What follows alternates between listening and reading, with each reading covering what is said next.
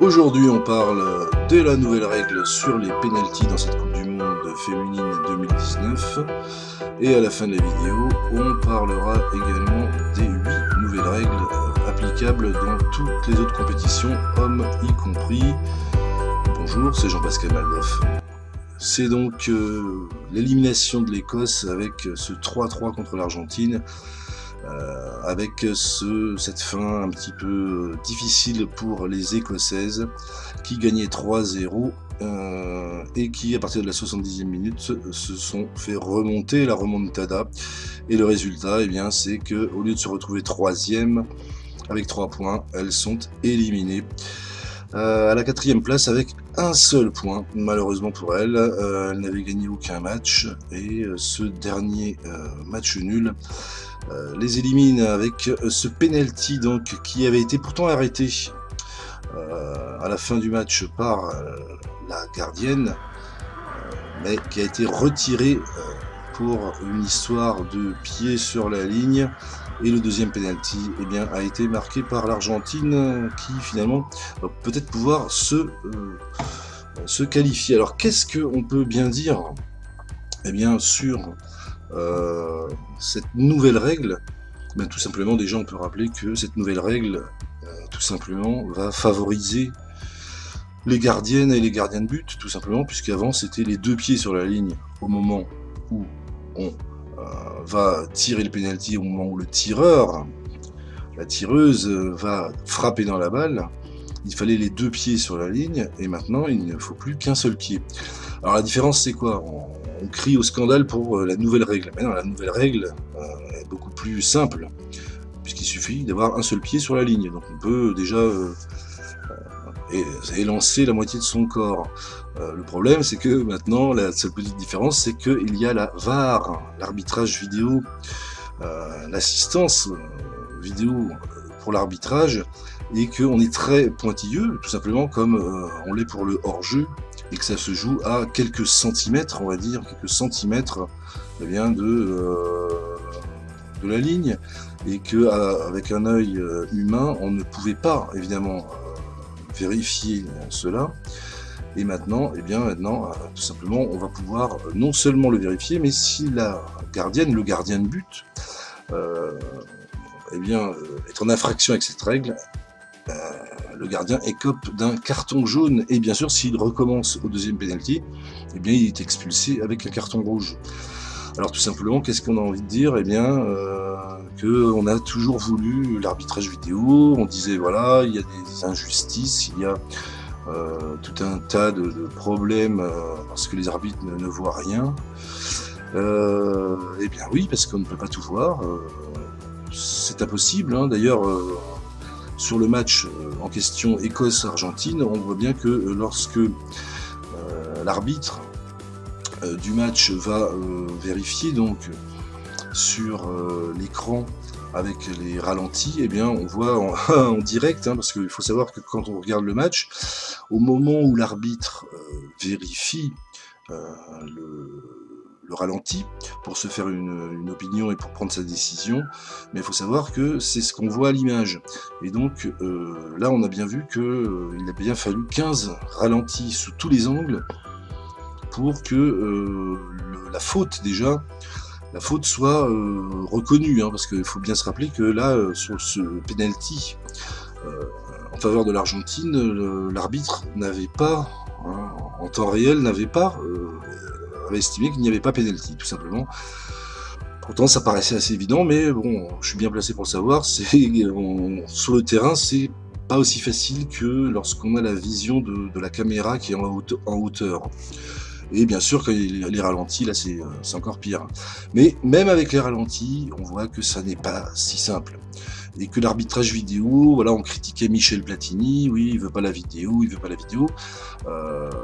c'est très bien qu'il y ait la vidéo, moi j'ai toujours été pour, mais maintenant il faudrait pas revenir en arrière, dans le sens où c'est trop pointilleux. Bah oui, autant l'œil humain a une certaine tolérance et à la limite ne voit rien par moment, autant les différentes caméras, et surtout en l'occurrence sur cette règle en particulier de la ligne et du pied sur la ligne au moment où le tireur frappe dans le ballon, on va être très pointilleux puisque ça va être au centimètre près pratiquement.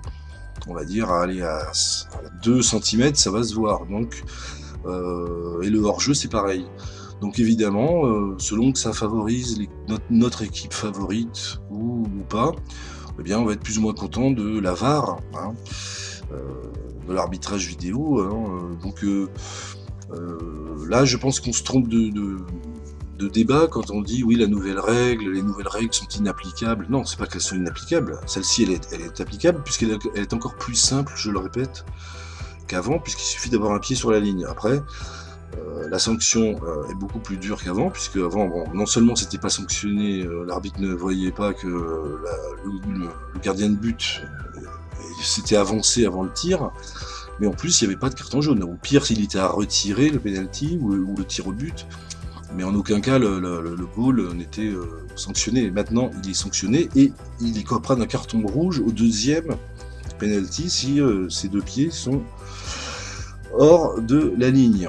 Voilà, donc tout simplement, maintenant, ce que je vous propose, c'est de voir les 8 nouvelles règles, en fait, de cette Coupe du Monde féminine, qui sont applicables depuis le 1er juin, et pour toutes les compétitions féminines et masculines. C'est-à-dire que bien, les championnats nationaux, la Champions League, la Ligue Europa, l'Euro, voilà, Coupe du Monde, toutes les compétitions hommes-femmes appliqueront ces 8 nouvelles règles. Il n'y a pas de scandale à avoir, c'est simplement des ajustements. Simplement maintenant avec l'arbitrage vidéo, ça sera beaucoup plus strict et eh bien, il y en a qui pleureront, il y en a qui crieront au scandale. Voilà. Le tout est de savoir si les arbitres qui sont dans le local de l'arbitrage vidéo appliqueront tous les directives et ces règles et ces lois du football à la lettre et au centimètre près. Voilà, tout est là. Parce qu'après, bien sûr, si on dit voilà, pour telle équipe on a fait telle ou telle sanction et puis pas pour d'autres, voilà, bon, voilà. On verra bien par exemple pour la CAN, Coupe d'Afrique des Nations, qui arrive demain, le 21 juin, eh bien, on verra bien. Voilà, l'arbitrage vidéo va entrer en jeu et voilà, ça peut créer des scandales, mais il faut savoir que ça peut aussi avantager l'équipe qu'on aime, qu'on préfère, tout simplement. Allez, je vous invite maintenant à regarder ces nouvelles règles. Vous verrez, c'est pas non plus la révolution, mais encore une fois, ça sera appliqué avec l'arbitrage vidéo. Alors, ces 8 lois, vous allez pouvoir les retrouver sur le site lestricheursdufoot.fr. Ce sont des nouvelles lois qui sont donc introduites à l'occasion de la Coupe du Monde féminine 2019. La FIFA a donc introduit 8 nouvelles lois dans le règlement du football. Ce sont des lois qui vont être appliquées, comme je vous l'ai dit, pour les compétitions également des hommes. Coupe du Monde, Euro, Champions League, Coupe d'Afrique des Nations, Copa América, Championnats nationaux, etc. Et elles ont été fixées donc au 1er juin pour entrer en vigueur. Alors les critères de main, c'est la première loi. Les critères de main, pour sanctionner une main, maintenant l'arbitre n'aura plus à se demander est-ce que c'est volontaire, est-ce que c'est pas volontaire. Il n'aura pas besoin de lire dans les pensées du joueur, puisque c'est simplement si le bras est décollé du corps, il y aura sanction, et si c'est le long du corps, il n'y aura pas sanction. Il y aura pour cette deuxième loi des cartons jaunes et rouges contre les joueurs remplaçants. C'est-à-dire que si un joueur se comporte mal contre l'arbitre, le 4e arbitre, contre un autre entraîneur, contre un joueur qui est sur le terrain, etc., ou contre le public, il pourra écoper d'un carton jaune et même d'un carton rouge. Il ne pourra donc pas rentrer sur le terrain. Et s'il a un carton jaune, il rentrera sur le terrain quand il remplacera son coéquipier avec déjà un carton jaune. Justement, pour le joueur qui remplacera un joueur, il rentrera toujours sur le terrain par le centre du terrain, après avoir été contrôlé par le 4e arbitre. La seule différence, c'est que le joueur qui est remplacé, s'il est trop loin, mais l'arbitre central pourra lui indiquer de sortir au plus près. C'est-à-dire, s'il se retrouve au poteau de corner, il sortira le plus rapidement possible. Pour la loi suivante, ce sont le mur. Quand on s'infiltre, on s'incruste dans un mur de coups francs, eh bien on n'aura plus le droit de le faire, mais simplement à 1 mètre de ce coup franc. Les balles à terre, hein, qui étaient un petit peu bizarres, ça ressemblait un peu à la cour d'école. La balle à terre, après une interruption de jeu, eh bien on donnera simplement maintenant le ballon à l'équipe qui avait le ballon. Lorsqu'un coéquipier donc va faire un 6 mètres ou 5,50 m, eh bien, il pourra faire la passe à un joueur qui se trouve dans la surface de réparation, tout simplement. Alors qu'avant, il fallait qu'elle attende qu'elle sorte que le joueur soit en dehors. Et bien sûr, cette 8e règle qui a fait beaucoup de scandales dernièrement dans la Coupe du Monde féminine, sur la ligne que le gardien de but ne pourra pas franchir, mais avec un seul pied, alors qu'avant c'était avec les 2 pieds collés sur la ligne. Faut se rappeler qu'avant, les règles sur les pénaltys, sur les tirs au but, au début, le gardien de but ne pouvait pas bouger du tout, il devait être au centre et ne pas bouger. Ensuite, on l'a laissé un petit peu se déplacer le long de la ligne, et avec les 2 pieds toujours sur la ligne au moment de la frappe. Voilà, on le répète. Et maintenant, c'est un seul pied, mais avec la VAR, bien sûr, l'arbitrage vidéo, qu'on attendait tous, bien sûr. Si vous n'avez pas encore le calendrier de la Coupe féminine, ou même de la Coupe d'Afrique des Nations, eh bien, vous avez les calendriers en couleur officiels, en PDF, que vous pourrez recevoir directement. Ça doit se trouver sous la vidéo actuelle. Je vous remercie bien entendu pour avoir écouté cette vidéo jusqu'au bout. Ce n'est pas facile à l'époque actuelle d'écouter des vidéos qui dépassent les 5 minutes.